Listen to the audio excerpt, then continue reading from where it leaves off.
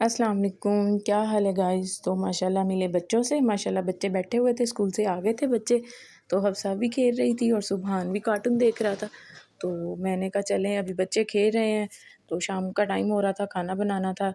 तो आपको पता है कि इफ्तारी के लिए तो जल्दी जल्दी होता है कि ये भी बना लें वो भी। तो मैं आज नई रेसिपी अपने बहन भाइयों के साथ शेयर करने लगी थी।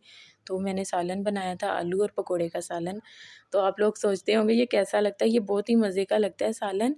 बिल्कुल शोरबे का आलू वाला सालन बना के तो इसमें छोटे छोटे पकोड़े बना के वो मैंने डाल दिए थे। तो ये देखिए पकोड़े बिल्कुल इतने इतने डाले हैं तो माशाल्लाह से वो फूल के हो जाते हैं बड़े।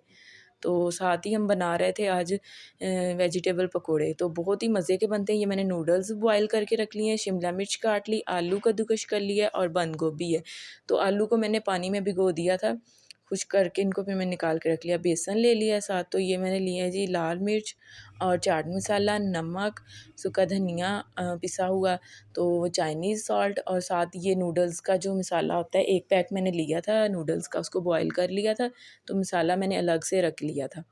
तो ये देखिए माशाल्लाह से ये मसाले भी हमारे रेडी हैं। उधर मैंने ले ली एक बड़ी पतीली जिसमें मैं सारे मसाले मिक्स करती हूँ। ये मैंने नूडल्स, आलू और बंद गोभी और शिमला मिर्च डाल ली थी, साथ ही ये सारे मसाले भी डालने लगी थी मैं इसमें। पहले मैं इनको अच्छे से मिक्स कर लेती हूँ हाथ की मदद से। तो ये देखिए कितने अच्छी इनकी माशाल्लाह से लुक आ रही है। इसमें आपने पानी नहीं डालना, क्योंकि इसमें हम जब मसाले वगैरह डालेंगे तो आलू बहुत सारा पानी छोड़ देता है, तो सब्जियों के पानी। तो मैंने इसमें बेसन डाल के इसको हाथ की मदद से अच्छे से मिक्स किया है। हल्का सा पानी इसमें डालना पड़ा है, नहीं तो पानी नहीं इसमें डालने की ज़रूरत। तो माशाल्लाह से मिक्सचर तैयार हो गया था। मैंने इधर कढ़ाई भी रख दी थी ऊपर चूल्हे पे गरम करने के लिए ऑयल। तो माशाल्लाह से ऑयल जैसे गरम हुआ है, साथ में पकोड़े डालने लगी। तो पकोड़ों को बिल्कुल हल्की आंच पे बनाना है। अगर हम इसको तेज़ आंच पे बनाएंगे तो ये पकोड़े साइड से जल जाएंगे। तो बिल्कुल इनको लो फ्लेम पे आपने बनाना है। बस इनको लो फ्लेम पे इस तरह पकते रहने देना है बिल्कुल, और चम्मच नहीं ज़्यादा हिलाना।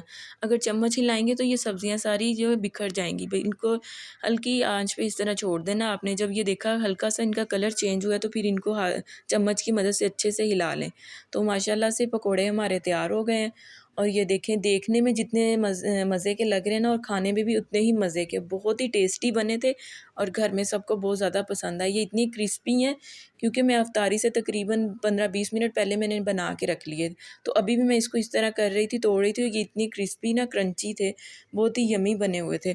तो आप भी ज़रूर ट्राई कीजिएगा, बहुत मज़े के बनते हैं नूडल्स वेजिटेबल पकौड़ा, बड़ा मज़े का।